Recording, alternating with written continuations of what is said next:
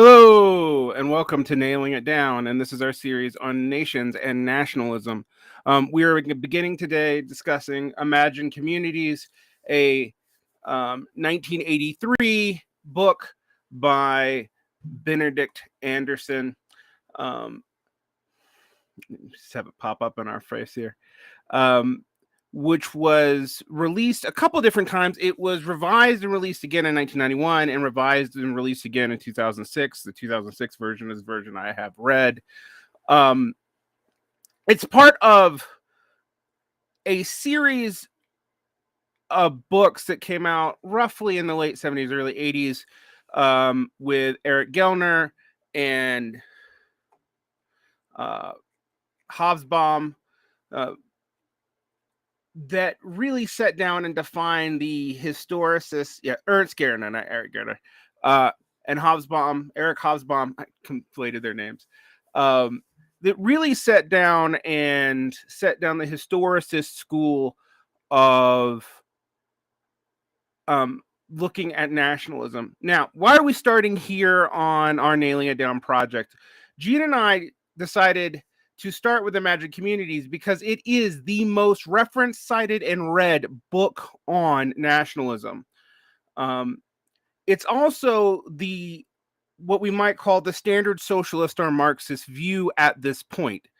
We could have started this series looking at the national question debates, going back to the original text, the debates between Rosa Luxemburg, Anton Pannekoek, and Otto Bauer and Joseph Stalin, which is where this really originates in the socialist tradition. But most people, frankly, haven't read that.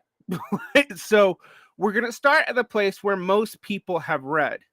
It's also important to note of the three scholars I mentioned and the three books that they wrote on nationalism, Ernst Gellner's Nations and Nationalisms, Eric Hobsbawm's Nations and Nationalism Since 1780, Program, Myth, and Reality. And I know it's totally confusing that these books almost have the same name. That Imagine Communities is also the least hostile to the idea of nationalism. Benedict does not see nationalism as something that completely out of place in the globalized world. Although it would be interesting now to discuss this a bit more in light of the things that have happened in the past, say, 10 years since the EU crisis in 2011, 2012. All right. And I'm going to let Djene come in now, and I'm going to let him kind of set the stage for why this book is so important. Why is this the one that most people start with? And we'll go through the basic arguments and then discuss the limitations. Hey, Djene. Hey, how you doing? I'm doing Derick? Good. Well, yeah. So you gave a pretty good summation of nations and nationalism discussions in the early 80s and Imagine Communities' place within that. And yeah, to reiterate your point is one of the reasons we wanted to start with this book, which is kind of, if we look at the long history of nationalism studies and theoretical discussions of nationalism, this is kind of like 70% of the way through the discussion. But as you said, it's one of the most widely cited works, partly because it's a very comprehensive look at the rise of nationalism. It tries to be a very comprehensive look. Benedict Anderson is a historian of Asia, of Southeast Asia. So, he's not coming into it purely from a Europeanist perspective, and he tries to provide a global and historical discussion of the evolution of nationalism, which of course has been criticized on several fronts before. It's been people have criticized the depth of some of his takes on particular points in history, but Imagine Communities is a catchy phrase. I don't believe that Anderson actually came up with that phrase. I believe it originates in German, and he brought that term to English. But it's a catchy phrase that people use in all sorts of contexts.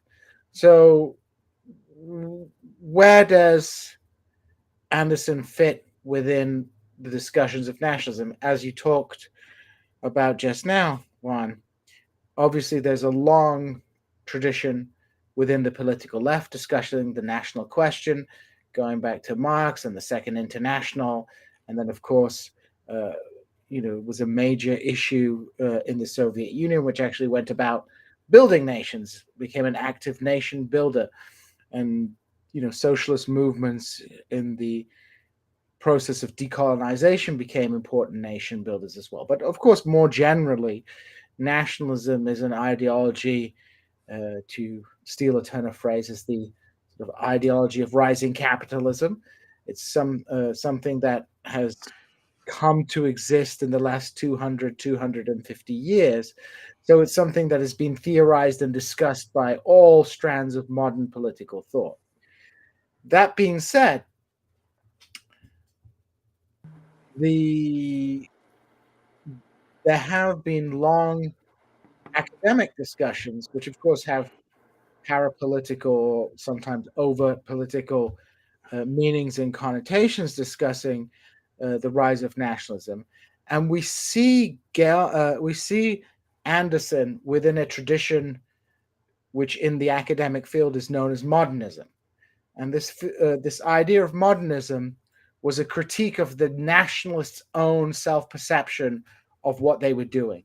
So, for many nationalists, the nation is a given. The term academics used to refer to this as primordialism, that one's national identity is primordial and innate to them. It's ineffable. It's linked to blood, culture, a lot of intangible subjects. And the historical narrative, of course, is one of continuity, where nations, and I think it's Gellner who uses this analogy, are like sleeping beauties. They exist. They've always existed, but they have to be awakened. But that they exist priori is a given fact. And what modernists, and Gellner was one of the most forthright about this, and he linked the rise of nationalism to the rise of industrial civilization. What they did was reject this notion that nations were these eternal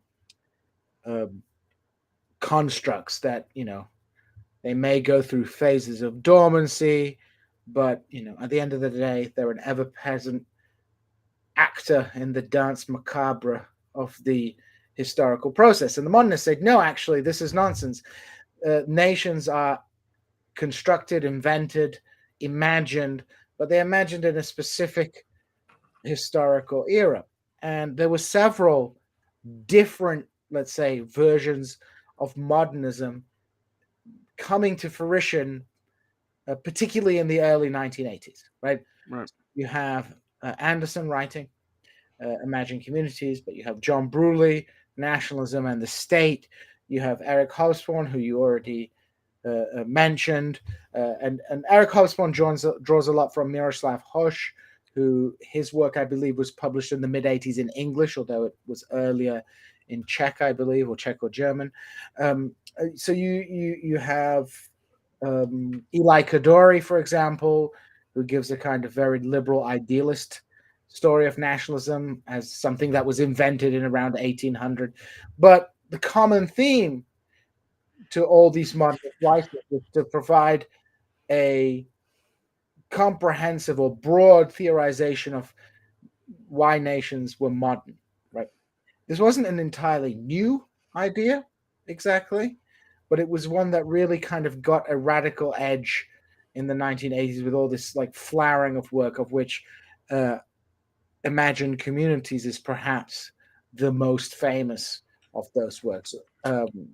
So that's the context in which Anderson is writing, and this is coming at the end of a period in which, very much in the post-Cold War era, there's been decolonization, there's been the proliferation of the nation state, So remember, 1980.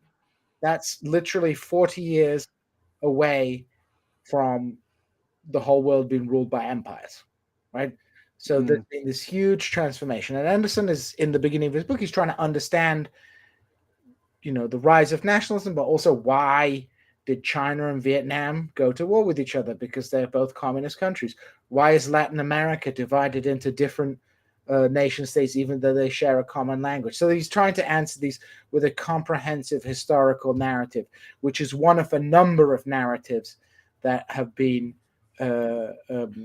written at this time. And, it's in dialogue with these people. For example, by using the term imagined communities, he's not exactly critiquing, but he's kind of shifting the emphasis from the work of Eric Hobsbawm, who published a very well-known set of essays were called The Invention of Tradition, which has, a number of different case studies written by a variety of different people from across the political spectrum. There's an interesting piece, for example, on the invention of Scottishness by Hugh Trevor Roper. But basically, showing how many of the so-called symbols of continuity with the nationalist past were either outright fabricated or a complete repurposing of an older tradition in an entirely novel and new concept to create a perception of continuity with the past. So this is not Anderson isn't rejecting the idea that nations are modern, but he's putting, maybe we might say, a more positive spin on it by moving away from this invention, because in Hobsbawm's work, it's very much nationalism is an ideology of the elite, intrinsically linked to class, and basically as a counterpoint to class identity and to legitimizing state power. Anderson's providing a kind of, still, I would say, out of a left-wing tradition, but a kind of a softer view of nationalism. For example, he doesn't see racism, for example, as being intrinsically linked to nationalism. He sees racism, for example, as being more a product of, for example, aristocratic styles of politics. Right. And he also disagrees with Gellner, who sees nationalism developing outside of Europe as a context purely of European colonialization. Anderson kind of has a more complicated view of this as like it is not just a consequence of European colonization. It is also a response to European colonization and a kind of using the master's methods against him. And you could definitely see, to me, what Anderson is doing. I read in the debates. Are you familiar with the English Language and the African Writer by Chinua Achebe? No. Okay, so that's an inter-African debate about how nations and national language and colonial languages should be viewed. Mm-hmm. And that's in the late 70s. And it also seems to me that, Anderson is trying to bypass some of these critiques of nationalism from the decolonialists who just want to reject the idea entirely. And he's siding with people without citing them. But, and maybe he didn't read them. Maybe this was just in the zeitgeist of the time. But he's siding with people like Achebe who are saying, like, no, we have to use the nation state and unifying languages as part of our way to hold up a political community that's viable, as opposed to pre-European tribal communities or whatever, which many in the post-decolonial, post-colonial thought spheres were really actually pushing in the 70s. And I think that's interesting to me. I also, I said that this has become the de facto Marxist view. And I think that's true, but it needs to be stated that Anderson thought he was also critiquing the standard Marxist view of nationalism. Yeah. Which I think he associated more with Hobsbawm.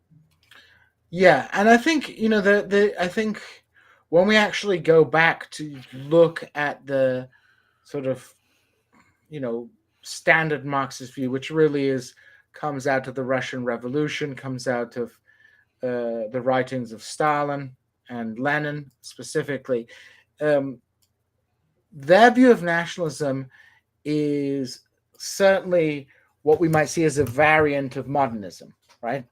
Mm-hmm. But there is a kind of ambiguity with the Marxist view as to the role of subjective and objective factors in defining the nation, the role of pre-existing, pre-modern forms of community in informing the nation.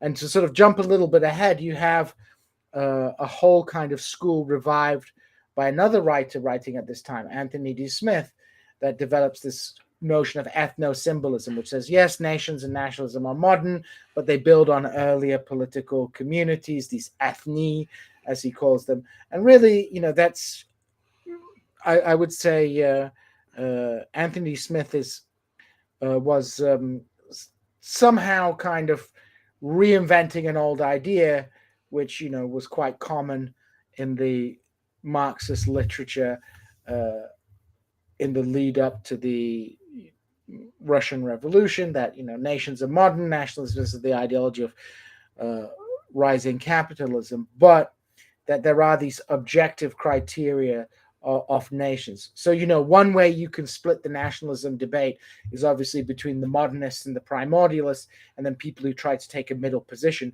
which I would say also includes Miroslav Hoch, from whom Hobsbawm, who is definitely in the modernist camp, draws on.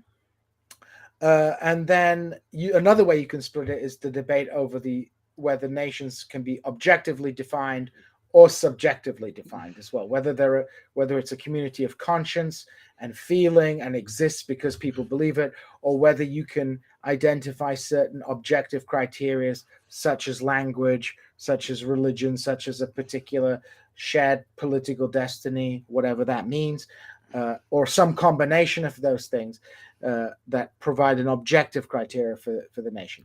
And in that sort of discussion, I think definitely Anderson he's a modernist, and he's also very much looking at the kind of subjective aspect of nationhood, not as some kind of objective phenomenon, but an actual political community.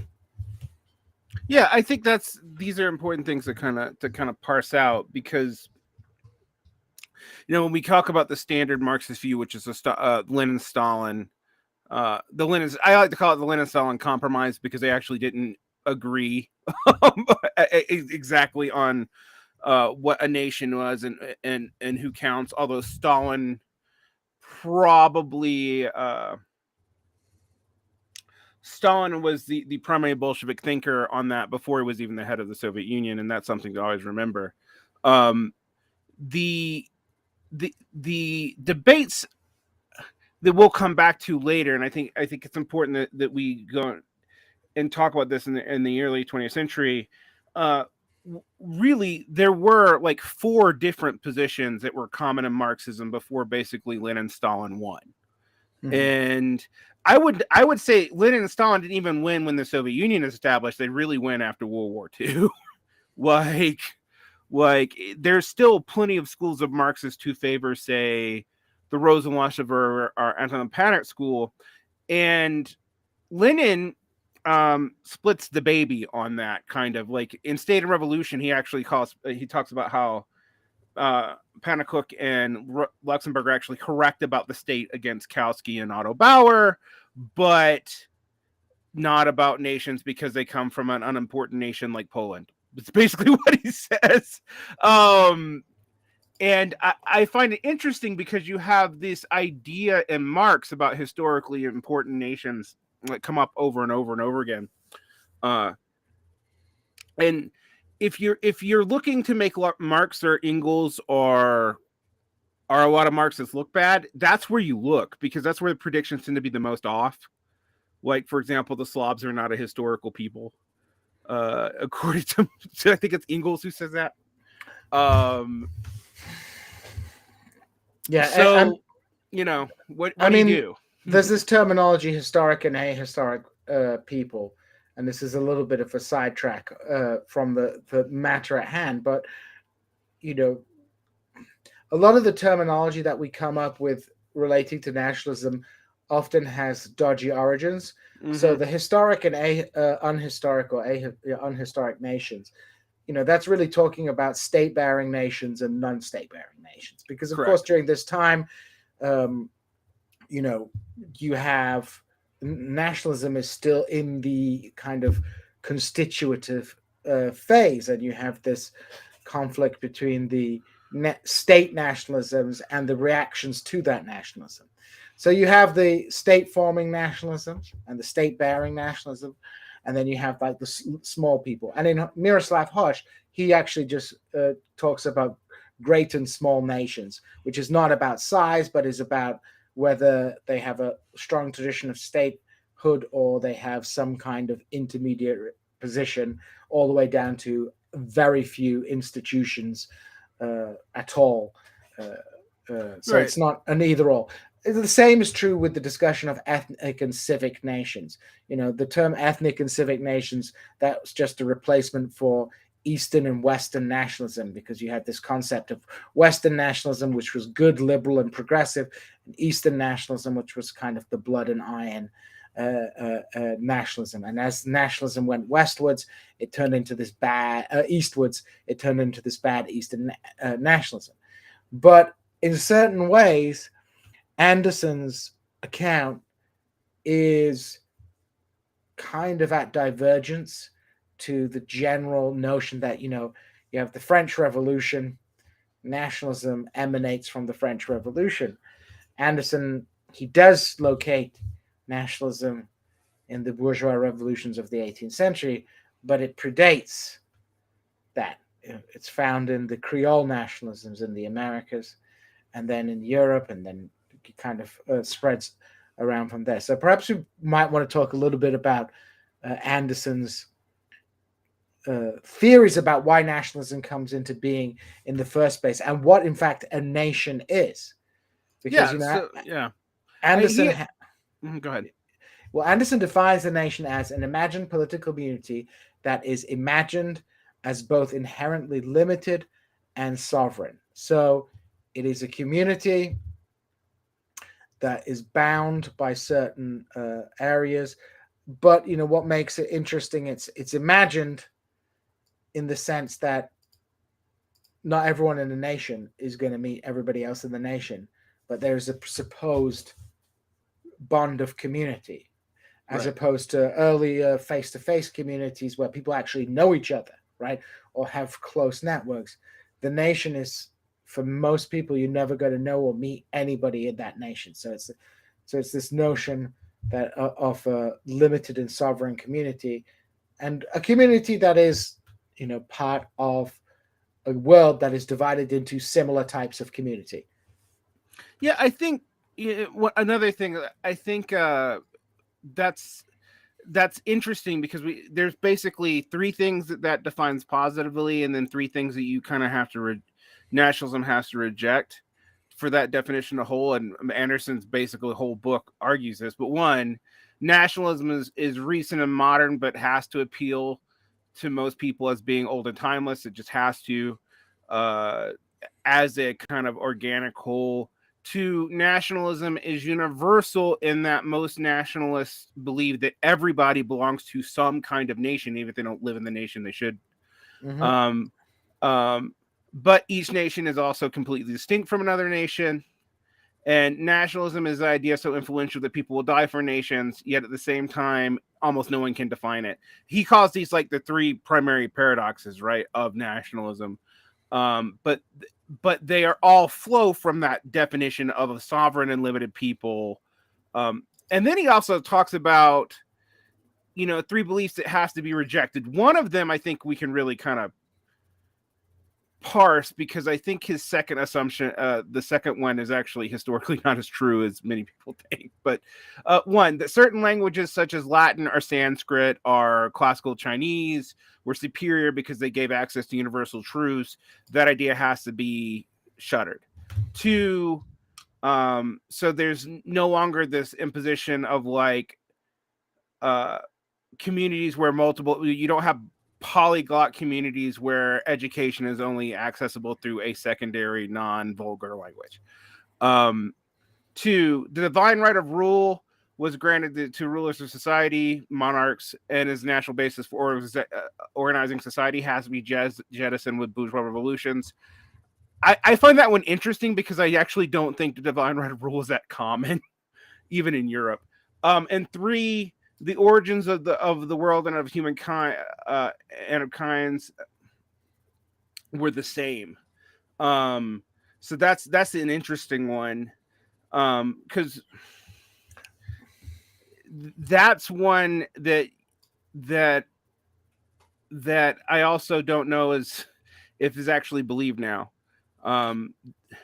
So those are the 3 beliefs that Anderson believes that nationalism rejects. So I'll just recap that again: that there are certain languages that are superior to all others. 2, that there's any divine or natural right. I might say natural right to rule granted to specific groups, because divine is a little bit more sketchy. And then 3, that the origins of the world and the origins of humankind are the same. And I would add to that, this is an important point, but nations are also envisaged as being horizontal. That is, in most pre-modern societies, class is explicitly recognized, right? Right. It is a concrete phenomenon that is expressed in institutions, expressed in legal codes, etc., etc. Yeah, I mean, down to what you can wear, what you can legally wear, like sumptuary laws and whatnot. A nation, nationalism,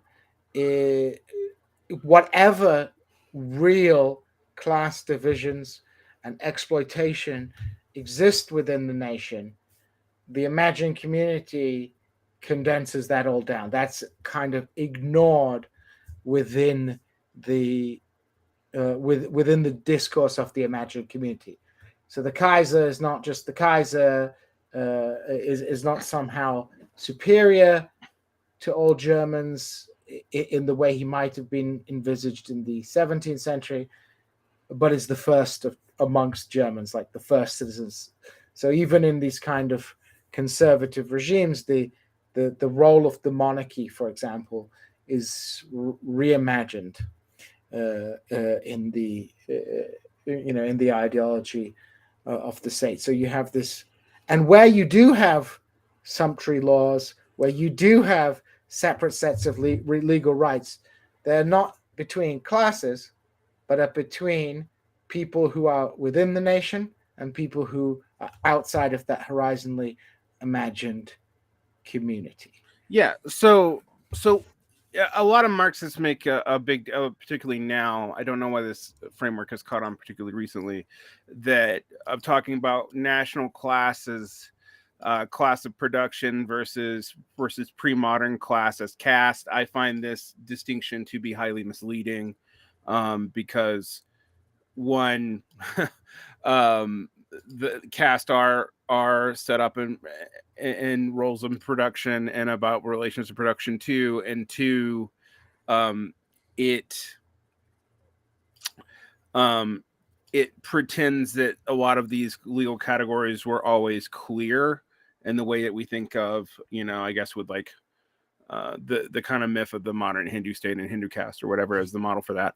But I do think it's important to realize that one of the things about nationalism is that, and one of the Marxist ambiguities about it,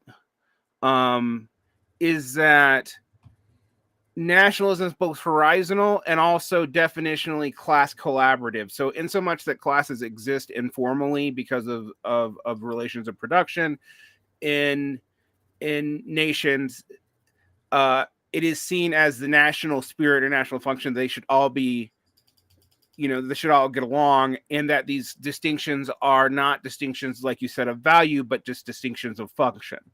And that does actually cut against the Marxist framework of the world.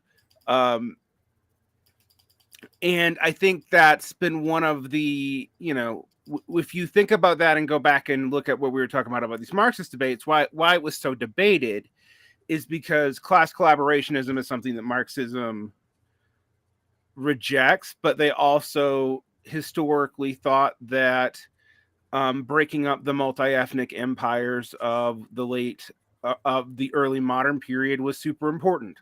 So a kind of paradox emerges there about the Marxist relationship to nationalism. Now, Anderson isn't as concerned about that. I mean, he is trying to write a new narrative that is beyond the traditional Marxist one, but it's interesting how so it's interesting how he sees he talks about nationalism as basically having some positive utopian elements because of its horizonalism and because of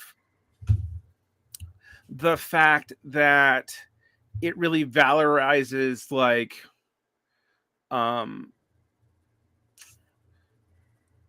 the idea of differences being important, but not that if everyone has a nation, then it's just a matter of getting everyone into their right nation, right? Like you should live where your people are. Now, I do find it interesting, that this is a dominant view now because it's very hard to square with like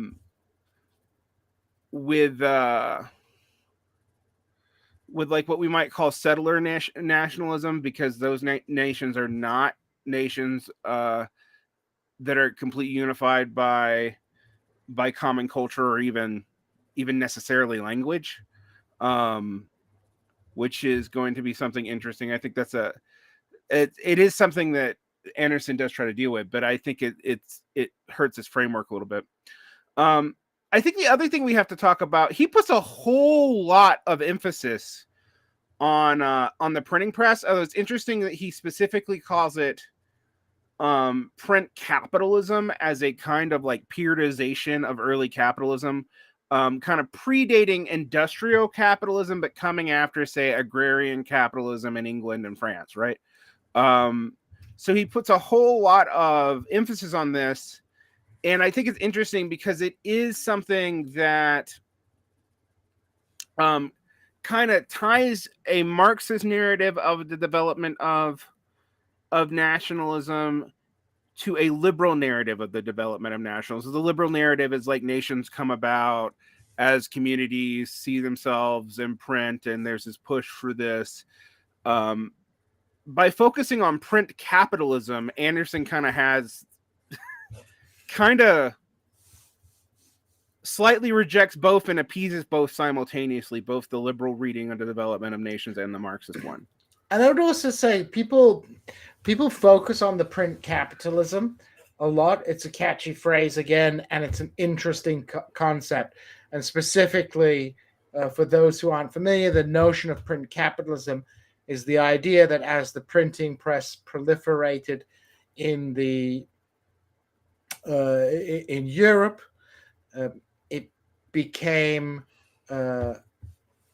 profitable for printers to start printing in vernacular languages, which helped in this process of standardization and the creation of a reading public who would have some kind of common, from which some kind of common identity would be built. This is only one plank of his theorization regarding the rise of nationalism. I would say, I think we often focus on the print capitalism, but not the other things, such as the decline of religious communities in his view, the revolution in the way that people saw time, so the shift to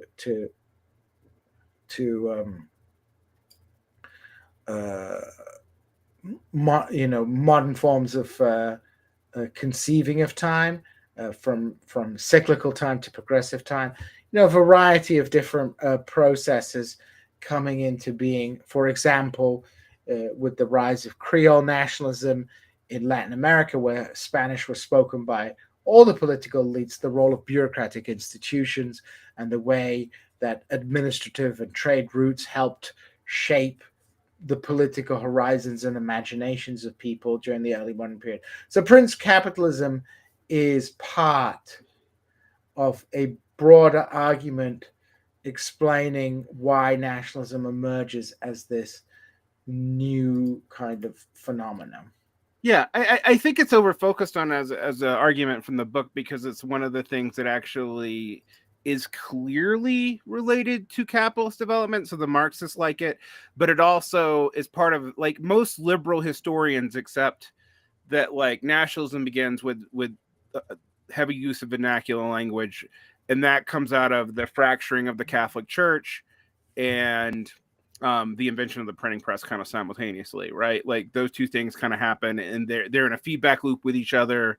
The Catholic Church is fracturing, the printing press happens, the fracturing continues more because you have these reformers printing all these pamphlets. This eventually leads to a schism, etc. I think the focus on Creole nationalisms is actually interesting because that is where Anderson is markedly different from almost everybody else writing at the time. Because, you know, we talked about Gellner earlier on, who I guess we're going to have to go into a deeper dive later, but Gellner sees this as mostly a European phenomenon, and Gellner does more or less limit it to beginning in England and France, and the English Civil War and then the French Revolution, which is more in line with like classical Marxist thought, for example. Whereas the Creole nationalisms are not really in the picture. I mean, one of the things that I think is a legitimate criticism of Marxism for being Eurocentric is not that Marx only thought Europe was important. That actually isn't true at all. It's just what he knew about. Marx actually talks a great deal about how, like, the Civil Wars was more important than people thought it was, the U.S. Civil War, for example. But I find that's probably why they focus on that. The Creole nationalism stuff is actually more interesting. Would you like to go into, like, how did Creole nationalism lead to these bureaucratic apparatuses in Latin America? I know quite a bit about this from a non-national point of view. I know a lot about it from studying how Mexico was formed, but I find this part of Benedict Anderson's book to be a part, like, I wanted a whole another book just about this. Yeah, I mean, so as you pointed out, when people studied nationalism, many of the modernists are tracing it back to Europe and specifically to the linguistic nationalism that took hold in Europe in the 19th century. But Anderson obviously can't. Anderson kind of, for someone who's so associated with the rise of vernacular languages and the rise of nationalism, it's very interesting that Creole nationalism was his focus. And the reason he talks about Creole nationalism is because he's trying to explain, what it can't just be about language. There has to be other factors. And so he talks about, obviously the impact of liberalism, the impact of these revolutionary ideas. But what was defining the way that people saw themselves in a decolonizing Latin America was very much based on the pre-existing institutional and economic setup of that region. Anthony Giddens talks about nations as power containers. And in that sense, the colonial apparatus that existed acted as a kind of shell within which these specific identities could develop in their own way. So while simultaneously rejecting Spanish colonial rule, these Creole nationalisms were also, in a very fundamental way, shaped by the administrative and economic patterns created by Spanish colonial rule. It's not an accident that the national borders that emerge on the administrative lines of the Spanish Empire and related to the, I don't know, I'm not so convinced about necessarily the economic trade route point, but maybe that's true as well. I think but what it comes down to is people living within these administrative units were used to operating with a particular administrative capital. The elites in that area were used to dealing with the people and territory under that purview, and that helped forge a collective identity based on a territorial unit that had been imagined and based on those colonial boundaries. Right, and those, when the formation of Mexico, for example, right, I can point out the major regions of Mexico and their cultural differences, and you can also literally link them to like which group of which order of the church was running this region, and then how they compromised here in Mexico City, and it overlaps with pre-Hispanic civilization to some degree, but you can draw these borders pretty clearly, and you like kind of three distinct national zones in, say, Mexico. All right. Now, Anderson doesn't write about this. I just happen to know this, but it does overlap with Anderson's argument, interestingly. And also, this is part of Anderson's argument that kind of presages the discussion of like settler colonial nationalisms later. Because while that idea was already around, it was not common even in like Marxist discourse at this time, like in the late 80s. It's kind of being picked up a little bit in the say Maoist circles, in the English and French world, like right after this book is first published. So I find that interesting. The amount of things that Anderson is trying to kind of combine in this book does make it really powerful. Well, it provides a very comprehensive narrative, right? Right.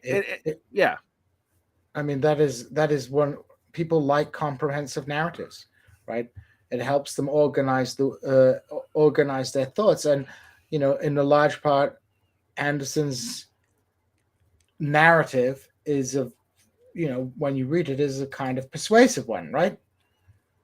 Yeah, it is persuasive at first, and it gives.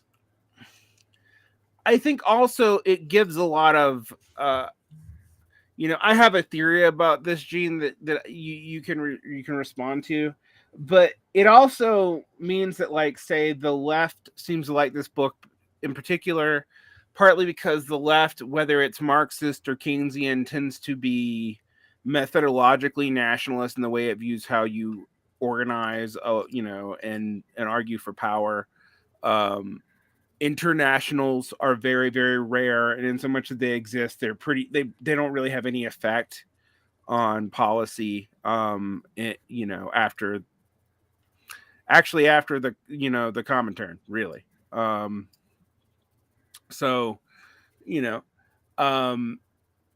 think Anderson's kind of ability to write a comprehensive narrative that also kind of says, well, nationalism's not all bad, and it's okay if leftists use it, as opposed to Gellner and Hobsbawm, who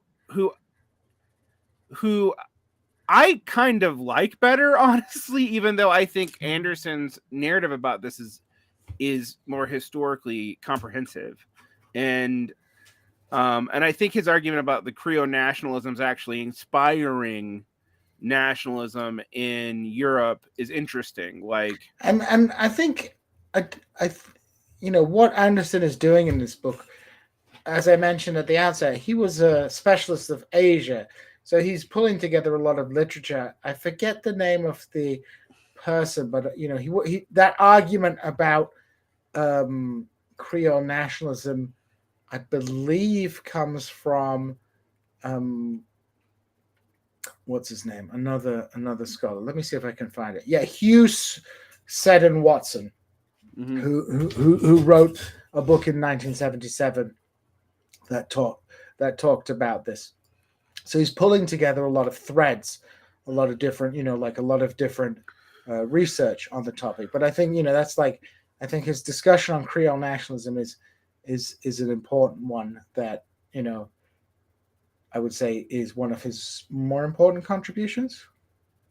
Yeah, I think so too, and I think his ability to integrate that into the like the Gellner Hobsbawm narrative um and really come up with something that is somewhat, I think, pretty persuasive at first about these administrative bureaucracies emerging. Then you have the emergence of print capitalism. You get these ideas spreading back into Europe. They manifest in these bourgeois revolutions, but they have a relationship to the kind of Creole nationalisms in the Americas, and then they get transmitted to Africa and Asia via colonialism. There is, I think, there's some complications of that in Asia, because you do have proto nationalisms in, say, Japan and Korea, for example. Well, not just that. I'll make an observation here. So, for example, the discussion of print capitalism and vernacularization as being driving forces of nationalism. Certainly, that seems to be an important part of the story.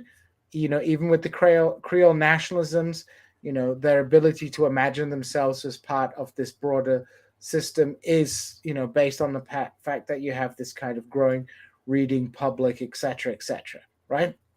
Mm-hmm. But a lot of recent research has shown that in Asia, across Asia during the early modern period, not just in China and Japan, you have a big process of vernacularization of writing, which takes place in places where the printing press doesn't really take off that much. Mm-hmm. So there are. I mean, also Asia had a printing presses for like 500 to 600 years before this happened in Europe. So, Yeah.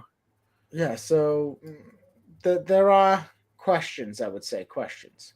Yeah, I find that interesting too, because you do have to explain why vernacularization happens in Asia when it does, but also why it isn't associated with the printing press at all. Like, for example, I mean, there's been a non-movable type printing press in Korea for print presses for 1,000 years, like easily 1,000 years.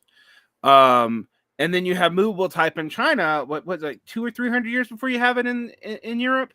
It's significantly for, and you don't have any of this vernacularization. And the other thing you can say, for example, in China now, you could argue that there still has not been vernacularization, because Mandarin, while it's kind of become a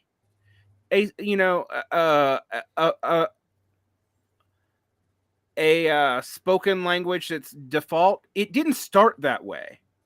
Like, it was a specific court language that, while the writing system has existed for 3,000 years, is only about 300 years old, I think. It's not very old. And it was not spoken in any region as a native language, right?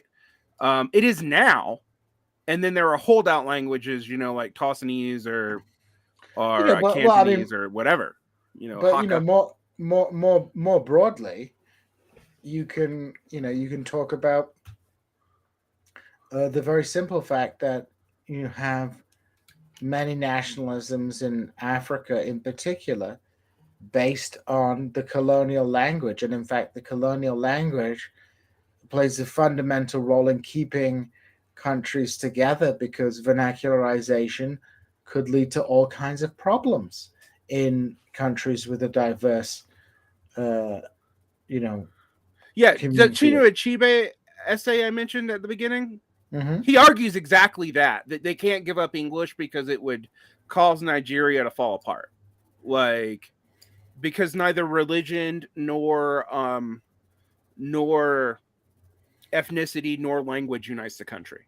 But if the country was to fall apart into its various ethnic constituencies, it would not be strong enough to stand up to outside powers. Like, that's the argument, you know.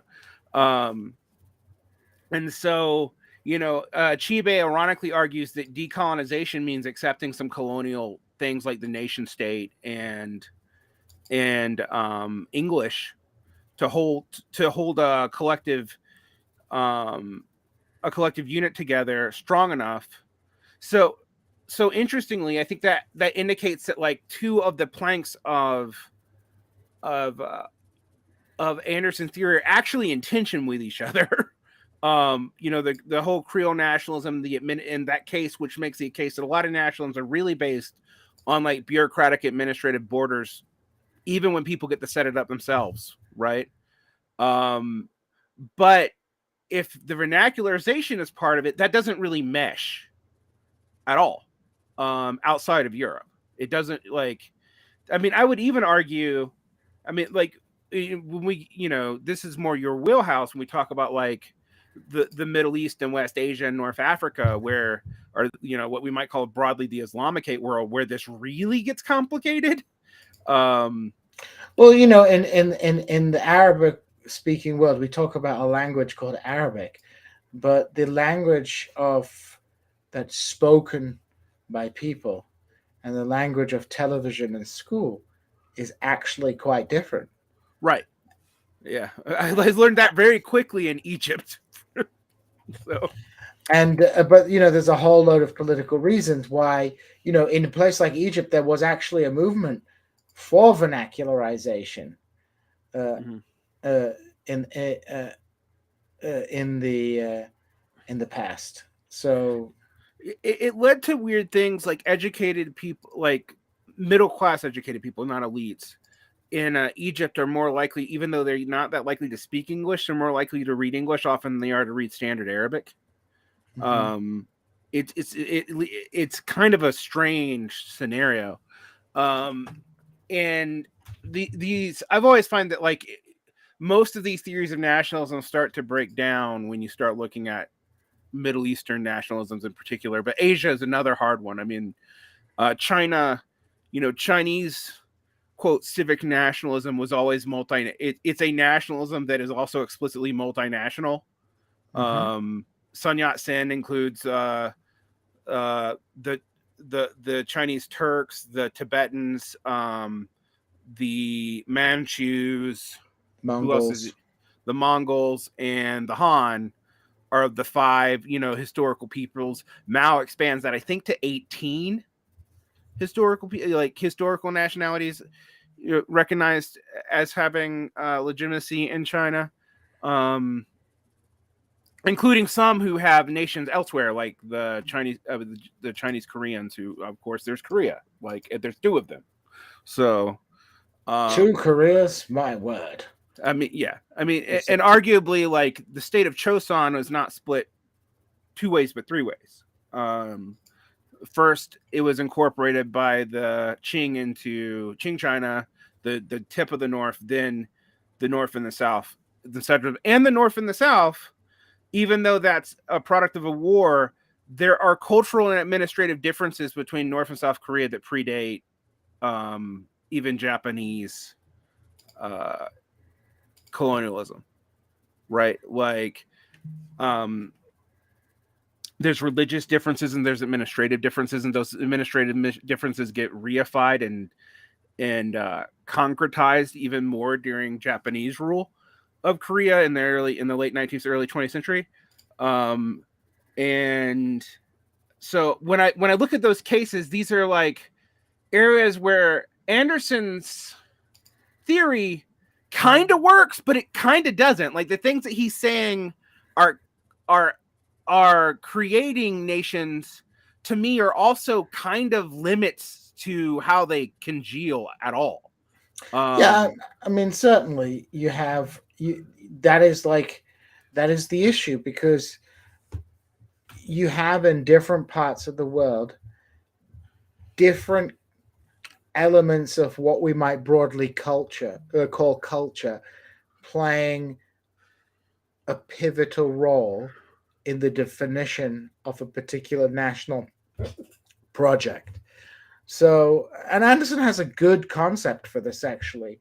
One of the strongest parts of his book, I would say, is his chapter on official nationalisms, which is the way nationalism was taken up by imperial regimes uh, in order to nationalize empire. So, how the Russian Empire went from being an explicitly multinational empire where the elite very proudly spoke French to being, a Russian nation state, and the way that this process was taking place, and what we see in different parts of the world, like in places like Africa, for example, language, insofar as it plays an important role in the definition of the nation, is largely symbolic, um, because on a practical level, the a particular national project often has to balance several different ethno-linguistic communities, and so pushing too hard with a particular language can lead to the dissolution of that national project. We see this, for example, in Ethiopia today, where you have Tigray versus the Amhara central government. I'm not an expert on Ethiopia, but you have this uh, push for you have this historical push for cultural centralization, which leads to reaction and counter reaction over time, in shaping the way that communities view their relationship with the central government. So, Yeah. so language can sometimes be poisonous to a national project. Sometimes the issue is religion, right? If you look at a place like India, the primary political divisions in no way come down really along linguistic lines, or at least the linguistic divisions in India are definitely second to religious ones. Totally. I also find it a little bit hard to even justify in the European case, because, for example, England, France, and Italy all have to really, really enforce a standard version of the language. It isn't just vernacularization, because there's also a sense in which, like, when the national project concretizes, you're right. There are linguistic differences that lead to community differences that a lot of these national projects have to come down on. I mean, like, standard Italian is almost a 20th century invention that while it does favor certain kinds of Italian over others, um, the regional dialects, even in a place as small as Italy, were so different that they were barely mutually comprehensible in the 19th century, right? So vernacularization can't explain that either. And then, in a place like the British Isles, this is true not just in the Celtic outlier areas that still spoke like some Brittonic Gaelic language, like Welsh or something, or the Scotch Irish dialects of Gaelic, but also in, like, standardizing the quote king or queen's English as the standard English of both the empire and of the nation was a really important thing. And interestingly, in the United States, you do have something more like I might call Gutenberg-esque language consolidation, because it's basically mid-Atlantic and then later on Hollywood that sets our standard dialect, right? Just because that's the media dialect. But it was also true that, and for a lot of the 20th century, even in a place like the U.S., like, linguistic variance went along both class and regional lines to very small degrees, And there are certain things I say that are left over in my language from like Macon, Georgia, that is unique to a tiny sliver of the middle of Georgia. Like the way I pronounce water, you still hear it. It's strange to most ears. It's what most people hear as the sound of my southern accent, water. But also we have phrases like used to, could have are very common in Macon. It's weird. It's a conditional future past tense. In the past, we could have believed this thing. Now we cannot. That is actually unique. Like it's not unique to Middle Georgia, but that's common there. It's not common anywhere else. So this linguistic argument strikes me as an overstretch, and it always has. But it's so what I find interesting about that, it is also the standard liberal narrative. Like it's like linguistic communities emerge, then the Treaty of Westphalia happens, then we have nation states, right? Like that's kind of the standard liberal narrative for nation states, which it's modernist, but it's differently modernist than the Marxist narrative. And it seems like Anderson really is trying to combine the two somehow in his own synthesis. That I see why this book is so popular, because you could be a liberal and read this, and it speak to you, or you can be a Marxist and read this and it speak to you. And if you're not really up on the historical debates, you're not even going to know that this is different from the standard Marxist narrative. Like all the debates about what historical conditions made a nation or not, this gets out of that debate, because, that is one of the most heated debates in Marxism, is what makes you a legitimate nation, and do the Jews count? And even Lenin goes back and forth on that, because it has all kinds of implications. The Jews. Don't trust them. So, and we see the same kind of implications today in a lot of groups that you have to deal with. Kurds are an analogy. Parsis are another one. And so again, you have slight linguistic differences, but you have like religious differences and cultural differences that are not all that clear. I mean, and when Kurds, for example, as you pointed out, like those regional dialects are dramatically different from each other. Yeah. Right. I mean, and they don't conform to national borders. So Kurds from Iran and Iraq speak the same dialect, but Kurds from Turkey speak a different dialect. Anyway, Kurdish nationalism in Turkey is primarily conducted in the Turkish language. It's like the great irony is, just as the Turkish state has successfully linguistically assimilated the Kurdish community, the Kurdish nationalism is also at its historically most mass moment. So, like they, and those 2 points are fundamentally connected. So, what are some of the other critiques of Anderson? We've made ours, but what other ones have come up in the scholarly community that maybe are not followed by, like I said, this is the book most Marxists will ask me about when I talk about nationalism. Like, have you read Anderson's Imagined Communities? I'm like, I can't talk about nationalism if I haven't read Anderson, man. But what are some of the other critiques of it? I would say one of the ones that I always remember is Anderson's conception of pre-modern Europe is perhaps a little bit simplistic. It seems to be primarily based on the Annales historians, Lefebvre and Marc Bloch. And so this kind of notion of the Latinate elite and the lack of vernacularization is perhaps a little bit exaggerated. So this would be there are questions about the depth of the research in areas where Anderson is not an expert. That's not to badmouth Anderson's work, but to point out the difficulties of trying to create such a comprehensive narrative of the rise of nationalism.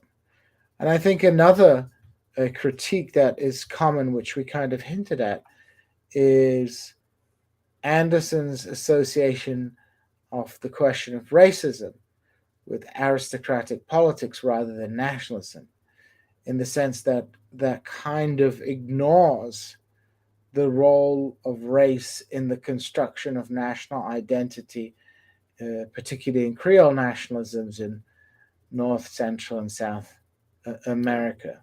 The racial part of the settler colonial is left out of this Creole national discussion. Yeah. So this seems to be there seems to be a disconnect here, because the issue, the racialization of chattel slavery in the Americas, is a critical component to the formation of national identity in those regions, because on one hand, these places are at the vanguard of the bourgeois revolution, which is, at least on paper, an overt rejection of aristocracy. Now, of course, there's still class division in those societies, but it's this notion of a popular sovereignty, of democracy.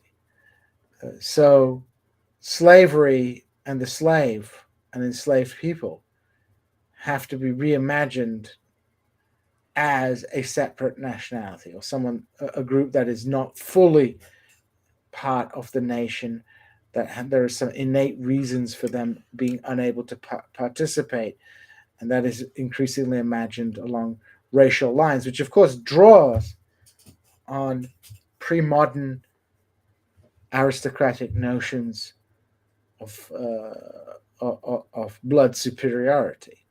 It's a very common trope in pre-modern Europe for elites in particular societies to envisage themselves as being ethnically distinct from the peasant populations over which they rule, even in conditions where they are ostensibly the same people.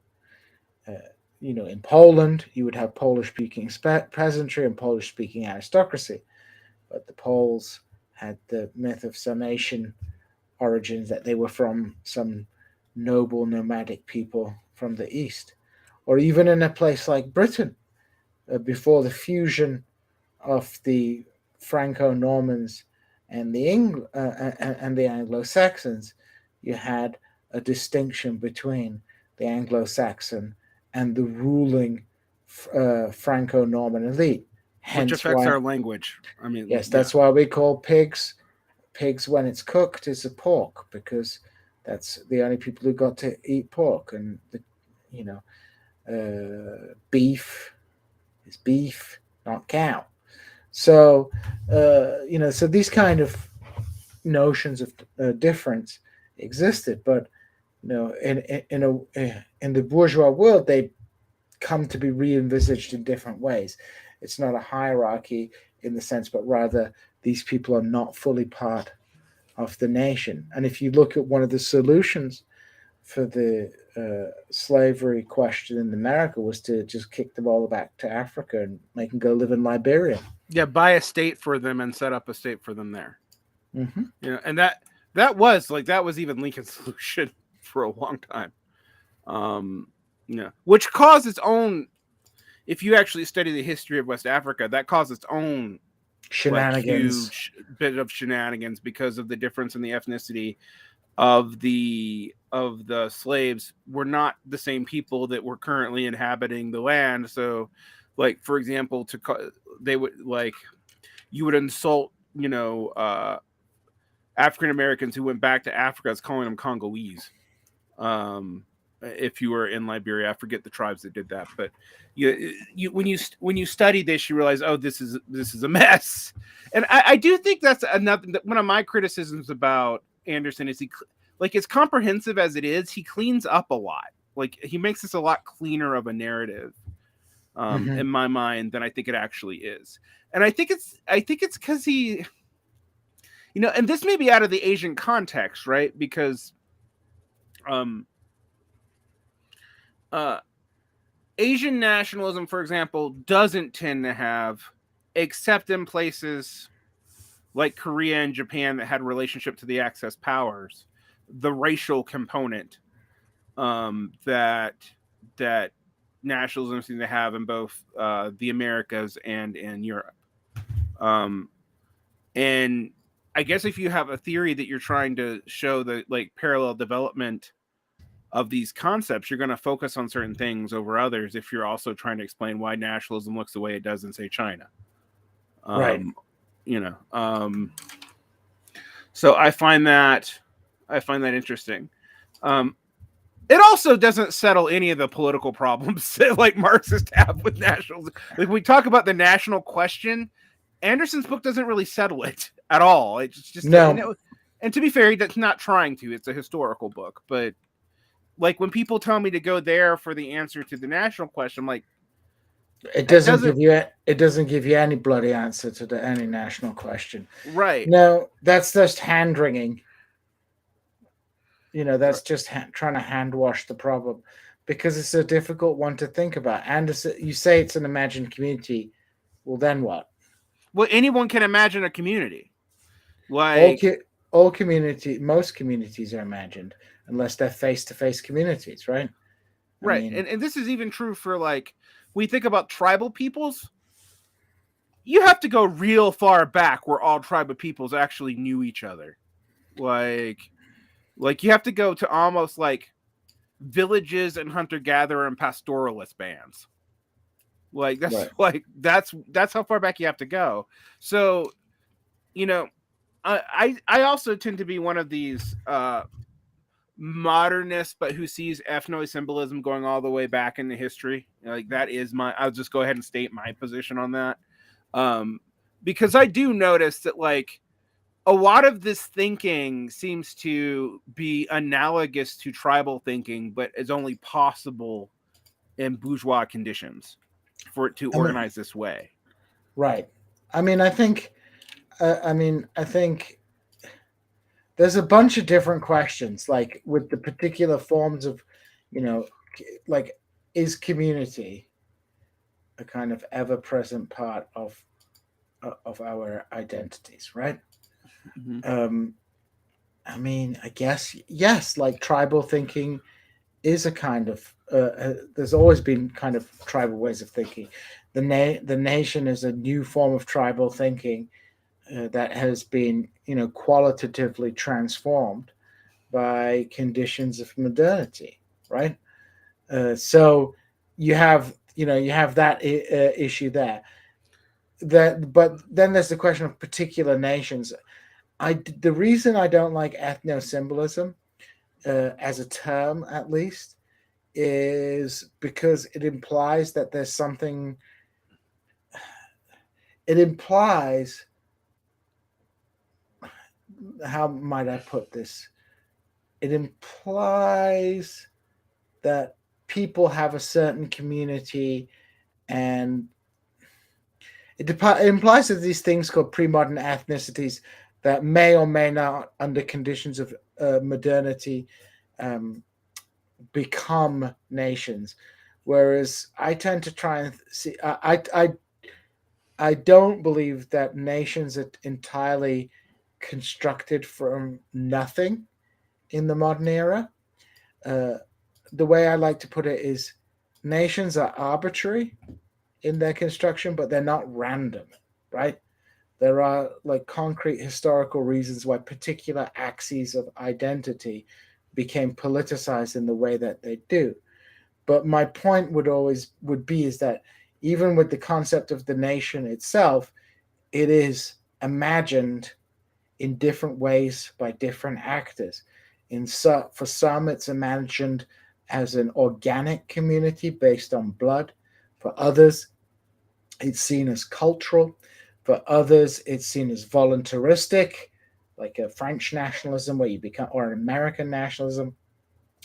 And nations and national identity are kaleidoscopic in that they're always in a process of flux.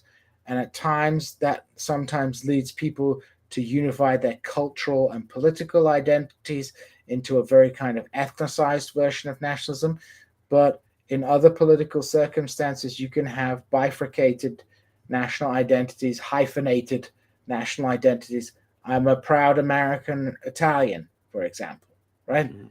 So you know these are always imagined in different ways. So coming into modernity, people always had there were multiple different identities that any one individual might have drawn upon, but there are specific reasons why one particular identity became politicized in the way that it did. But in essence, there is a kind of arbitrariness to that process. Like for example, let's say all the Armenians had been like massacred in 1300. Nobody in the 19th century would be going around saying they were Armenian, right? Nobody was really going around to call themselves Babylonians, were they? No, our Hittites. There hasn't been a Hittite national But movement. Or but had there been like a Hittite kingdom that had survived down to, I don't know, 1850, maybe there'd be a Hittite nationalist movement. Few things right, had gone a little bit differently. Maybe we'd be talking about Rhineland separatists living in Burgundy. right. I mean, are the Frisians trying to establish a nation state? Are the Burgundians, which was which if I was looking at from the standpoint of things that might become a nation in say 1500, I might have put Burgundy as a nation. Right. It's another one. Everyone talks about how old German as German culture is, but I'm like, what? But there's not one German culture. Like the Prussian culture and like Rhinelander culture. and like Rhinelander culture versus like Bavaria are radically different. You know. And there are still traces of like sub-nationalisms in Germany, and not just based on the East-West divide. That's a big one. And I find this, this doesn't answer any of the questions about how you parse this out. And I do find the fact that it kind of ignores, not just in the settler colonial settings, but like the biologization of language was a key factor of European national ideology in the 19th and early 20th century. It was almost universal. Like everybody was trying to like, well, these languages were spoken by these people, and thus we also must be genetically these people. And like, I admit, like that, we can talk about like in Britain how, although most people have some Anglo-Saxon DNA, the great majority of them are like Celts, which means that people just changed their names and went from being, Patrick or whatever. That's not a Platonic name, but I'm just going to use it, to like Alfred or Alpha Red, but they're the same people, right? Exactly. So, but that part of the 19th and 20th century national consolidation did try to paint these linguistic differences as biological, like, right.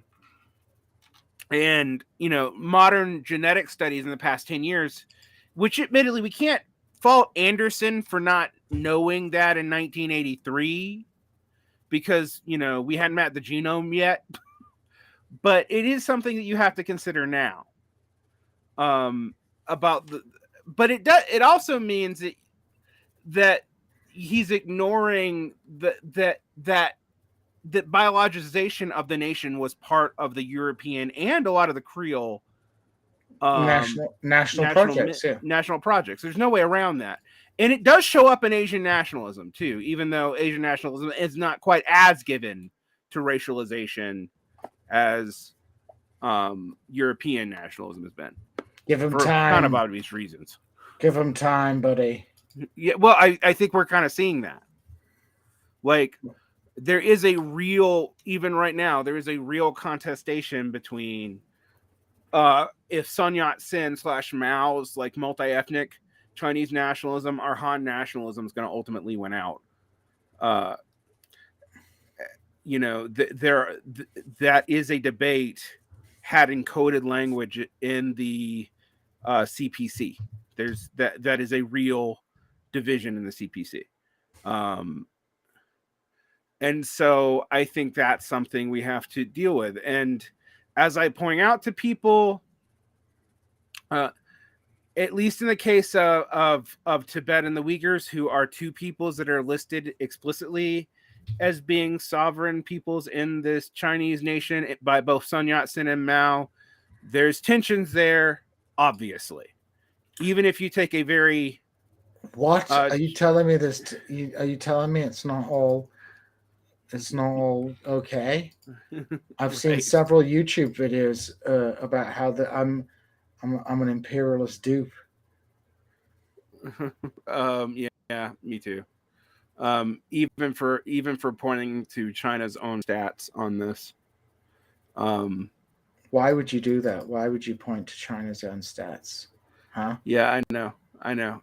Or the fact that China, not to get into this, but not to get too in distraction, but China doesn't even deny that the education camps existed prior to 2019. Like, it's just they just deny that they were doing anything nefarious, which, sounds like early 20th century residential schools to me, but that's just me. National consolidation projects are like that. I mean, that's what it comes down to, doesn't it? I mean, really, at the end of the day, it's just the end of that's the process, right? That's the type. Well, I think we're getting way off topic. So yeah, but we should probably end up here. But that process is not represented in Anderson's text, I guess, is what we would say. Like he tends to not. He doesn't deny that this happens, but he tends to think it's not essential to. Well, he puts it with nationalism. The official nationalisms. Right. Well, that was a fun first discussion. I guess we have to think of another book. Yeah, let's talk about The Invention of Tradition by Hobsbawm, because that's another one that leftists have probably, if they're, they likely to encountered. Maybe we can talk about it. Maybe we can talk about both that one and his Nations and Nationalism book, confusingly, which has the almost identical title to Gellner's. It's a catchy title. Well, we've been talking about Imagined Communities by Benedict Anderson. If you have time, do pick up a copy, have a read. This one has a nice snazzy cover. That's the one I have. I think I have it right here. And I have the American one, which has a beige cover. It's boring. Oh.